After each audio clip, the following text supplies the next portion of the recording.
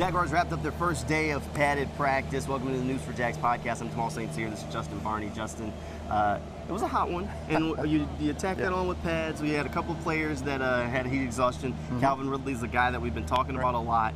He took his pads off midway through practice, hung out in the cool intent for the rest of the day. Yeah, this is the hottest practice since last year at Episcopal School, night sports complex, where there were later starts and you saw that heat exhaustion kick in a little bit more. So this is really the first extreme hot day, I think, humid day, and you've seen that with players taking off the pads. You mentioned Calvin Ridley, Roy Robertson-Harris, some players struggling with that heat. Normal for that to happen, but did not have that full contact practice day, still getting acclimatized to those full pads. Yeah, they're still kind of setting it in. There were some O-line and D-line drills, but sadly we couldn't really get a good look at them. They were like in this back corner that is really hard to see from that angle.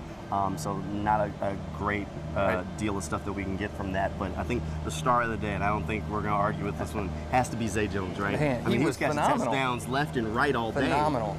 From different quarterbacks, from the toe taps, guys in the end zone blanketing him, and Zay Jones was all over that ball. It's just unbelievable performance from Zay. And we've talked about this on the News4JAGs podcast going back 2 years. Jaguars receivers, who are going to be the guys? And I like the way this lineup says Calvin Ridley at number 1, Christian Kirk 2, and Zay Jones at number 3. I think Zay Jones is a huge upgrade over Marvin Jones Jr. From last season, and Zay has really come on in training camp. And I like the way he played today. He had a good catch yesterday in practice, touchdown catch over Chris Claybrook, and he had just an all-around great performance today in pads, first day in pads. Yeah, big day out there. There was a lot of different things that were kind of going on. Trevor Lawrence with a pretty solid day in that red zone work. I think his go-to guy was Zay Jones. Tank Bigsby, another guy that was definitely impressive. He lived up to his name, right? Straight through the line. A lot of his runs were just between those tackles and just right through the gut. They're not full tackles and everything, but Tank, I still think in the goal line situations, probably threw about 2 or 3 touchdown runs that would have been touchdowns in game situations. Full head of steam, and I don't think a tackler would have slowed him down. No, and then another rookie that keeps popping up, Antonio Johnson, came up with another interception today.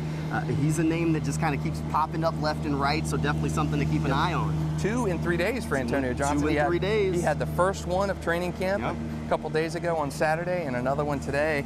And we talked about this yesterday. That nickel spot is a big one. Antonio Johnson, Greg Jr., who's it going to be? And those 2 guys have both looked good in camp. Yeah, it's starting to look like Trey Herndon has that veteran advantage, but those young guys are definitely closing that space on him quickly.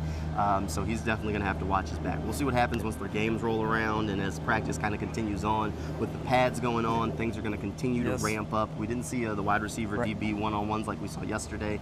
Again, the O-line, D-line stuff that we were really looking forward to was really tough to see, just a bad angle for us. So not a whole lot that we could take from that.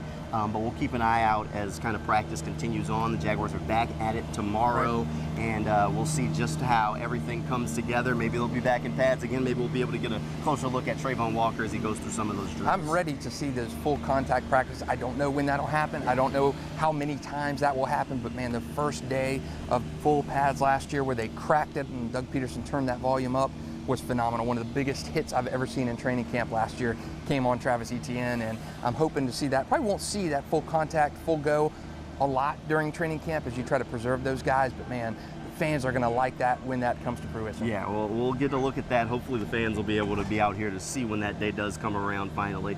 If you want more Jaguars coverage, make sure you head over to News4JAGs.com, click on that sports page. There's plenty of stuff there. Plus, if you download that News4JAGs Plus app, you'll be able to find some content there. Thanks for hanging out with us, and we'll see you next time.